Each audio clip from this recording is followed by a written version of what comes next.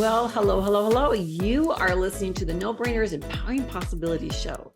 These are dialogues of encouragement with fresh perspectives, invitations to ahas, a little bit of science and a dash of behavioral psychology, and a whole lot of creative fun. So if leveling up is on your radar, my friend, you are at the right show.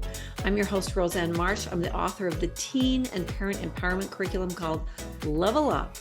And you are listening to episode number 47, Teaching Our Families the Wave of Intentional Kindness. When was the last time you went to a football game at a stadium? I was there a couple of years ago in a collegiate game, and the cheerleaders started what is affectionately called as the wave. And you've probably all been a part of that. When it's your turn, you stand up as a section, wave your arms in the air and sit down. And that starts this ripple effect that goes all around the stadium until it comes back to you. And you start again. And it's fun to see the anticipation of everyone like, okay, it's coming around. It's going to be our turn again. It really is a crowd favorite. And you start to move when it comes around to you and you feel the movement because the motions of others are keeping it in motion. And it stops only when the excitement of the game begins because the focus changes. But like the wave, there are so many things in life that are catchy or create momentum because of other people's movements.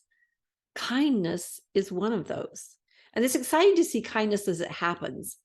And it really stands as a marked difference between rudeness and unkindness that you see out there. We see both. And perhaps we participate in both, not really meaning to be rude, but in our microcosms of focus and rush, there may be times when someone could use the care of another human being, but it goes missing. I've had times of being in the right place at the right time to assist someone needing change, or giving a meal, or helping with children, or other times I look at the missed opportunity I had when I finally tuned into a situation and realized that, man, with a little more awareness and presentness, I could have been one of the first to assist or respond. As I ponder the messages of the shows, it's so interesting because usually it's a reawakening or a reminder to me to step up on something that maybe I've done before, or maybe a new skill that I need to learn. And so today it's all about kindness. And how do we teach our families to really embrace that wave of intentional kindness?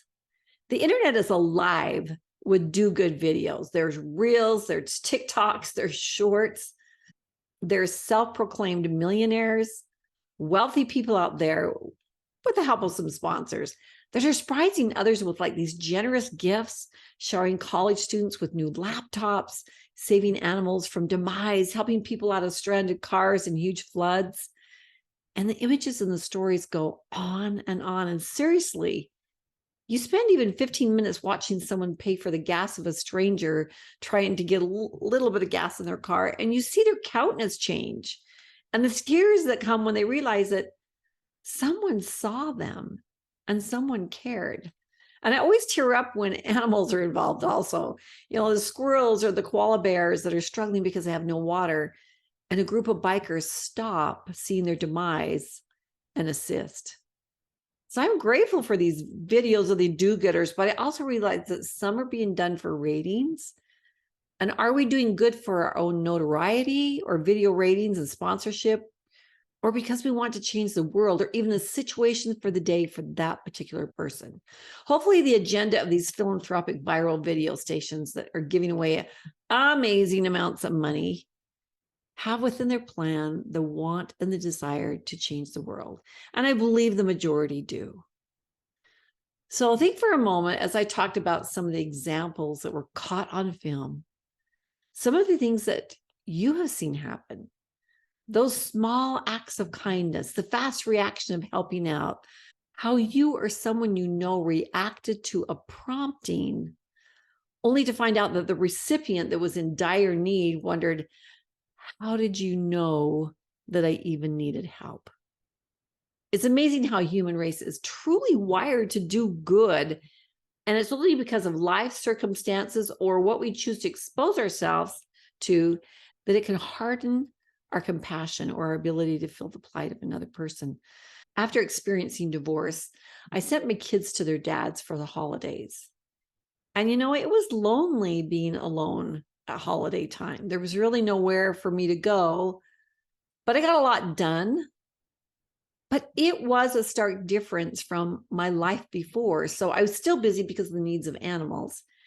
But I started thinking about those who spend so much time alone all the time, wishing for company or someone to visit with them. And one of those holidays, my doorbell rang, and a friend of mine and her husband were there inviting me to eat and seeing if I was alive. You can't even imagine the gratitude I felt that, man, if I died, there'd be someone who would notice that I wasn't even around. It filled my soul with so much gratitude. So how can we do this for others? How can I do this for others? So teaching our family how to continue that wave of kindness starts and continues by creating that environment and that example within our own homes. One family designated one day a week, it happened to be Fridays, as their kindness day. And they put in practice and they created excitement and anticipation about what were they going to do on that day. My own sister delivered Meals on Wheels for senior citizens for years. Now, she told me of the lonely and the needy seniors that she encountered as she would bring the food in and place it in its designated area. And she said she had to have a little time to converse and spread some love in each of those places. She said, oh my gosh, there was such a need. There was such loneliness out there. And she was just a little drop in the bucket. But I asked her one day, I said, how much are they paying you to deliver these meals? And I was surprised to hear her say that she just volunteered and she loved those that she served. I am so proud of my sister. So kindness can come from affiliating with an organization or a cause, but it can also be that small and simple things that say, I see you. May I help you? What do you need? The pregnant woman that's trying to tie her shoelaces and someone bends down and asks if they can help. The person in front of you at the drive-thru that pays for the meal of the person behind them. The door that's opened for someone, letting a car in line in front of you, sitting by that new kid at school at lunch, inviting a new neighbor to your social group or your gathering. Within our microcosm, there are so many different ways that we can serve and so many ways that we can touch and connect with other humans and creatures alike. But as we think of teaching our families, not only do we create that environment, but we also want to talk about the things we are experiencing.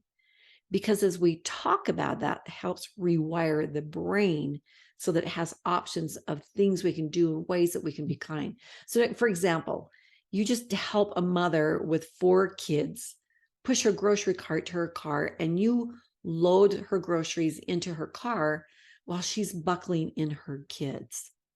Now, a discussion with your family and friends could be something like, do you think that mother could have done it by herself?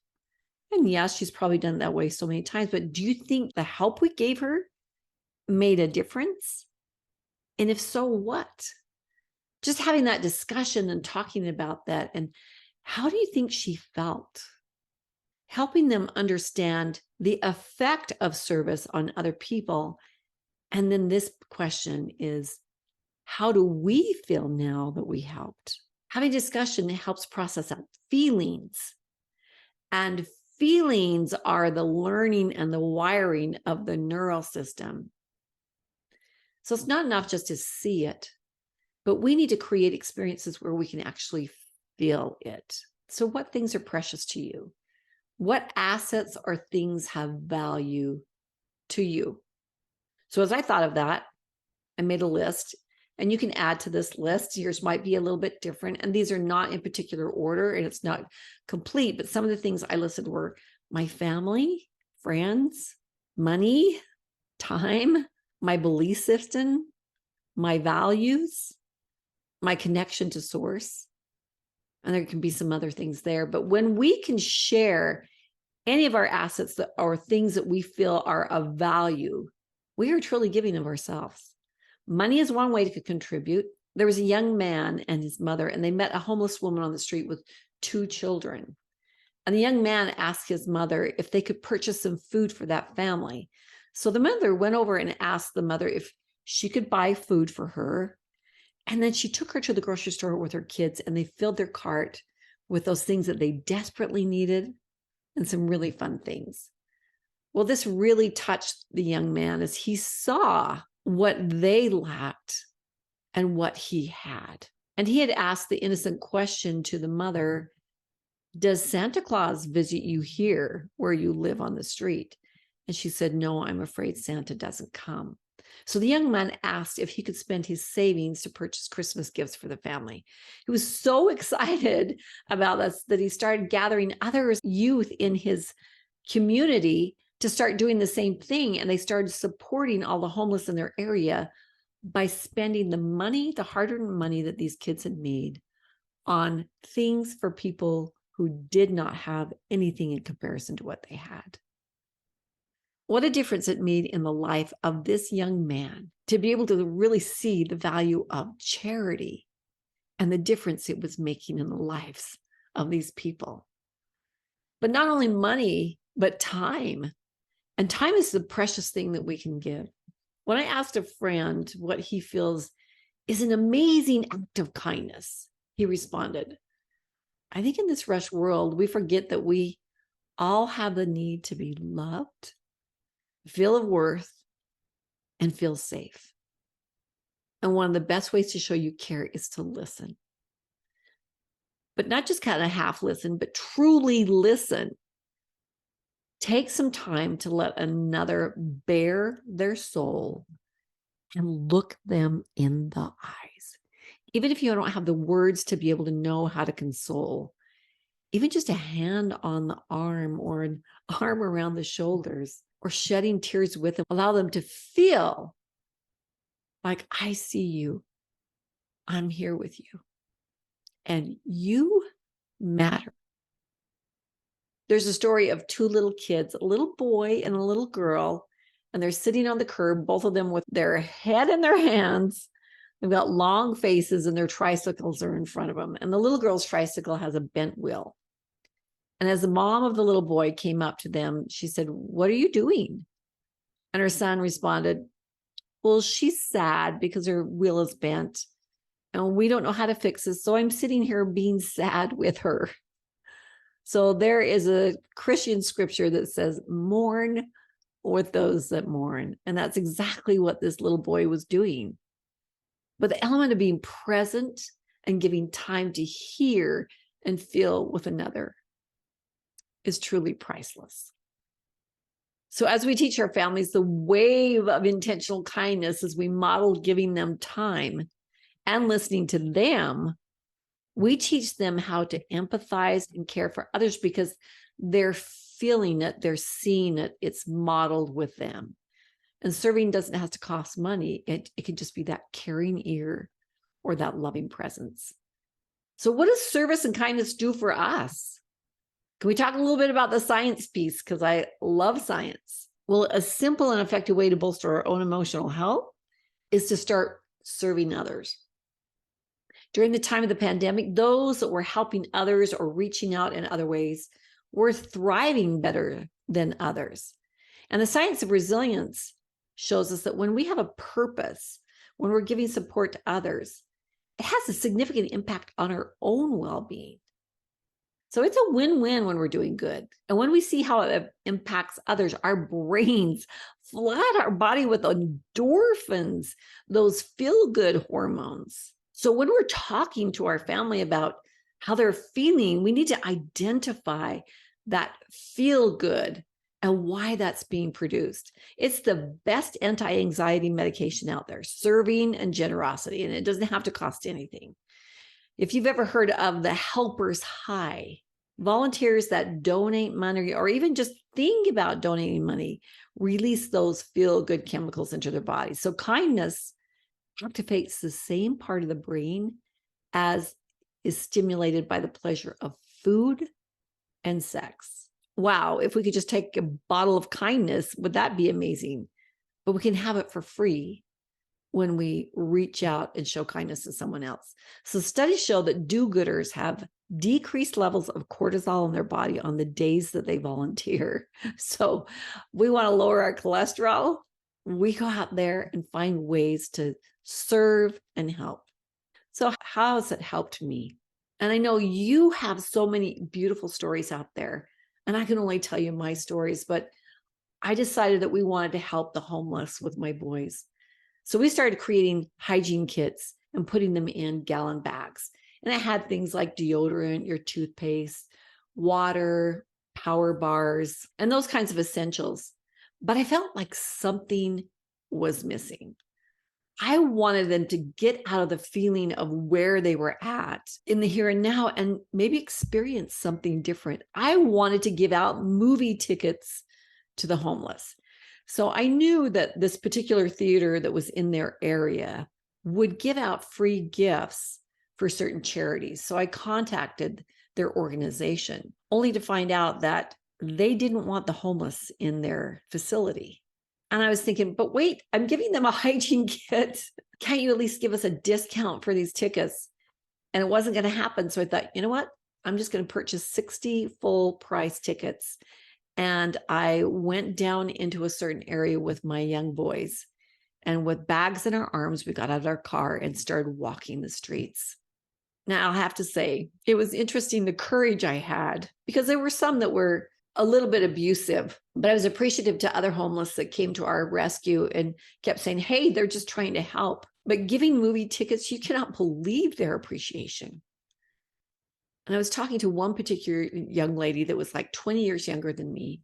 And she and her boyfriend had lost their jobs when their company had downsized. And from that, it just ripple effect. They lost their apartment, they lost their car. And there's so many reasons why so many of them are out on the street, and we can never judge because it could be us. So as we looked at each other, this young woman and we were looking in each other's eyes, it's like our souls connected. And she said, who are you? Are you an organization? And I said, no, I'm just a mom with boys. And then I asked her if I could give her 2 tickets to the movies. And she just cried. And we just hugged for the longest time. And I've never felt so much love for another human being. And my heart was overflowing to almost bursting. I can't even describe the way I felt. And even today, as I talk about this, that comes back to me. I felt on a totally different level. And my encounter with her changed me. I'm so grateful for her, because I felt like I truly had met an angel, a true angel. Now, after that experience, my boys could hardly talk for hours. The impact of seeing what they had over what others had not, hopefully was something that they would remember. I took them to the Dominican Republic on a service trip to lay concrete floors and replant forests. And although my one son calls it the fake vacation, he mentioned, Mom, these people are so happy and they have so little. So my prayer is that they are thankful for what they have, that I am thankful for what I have. I have one last story in closing here, and it's a true story.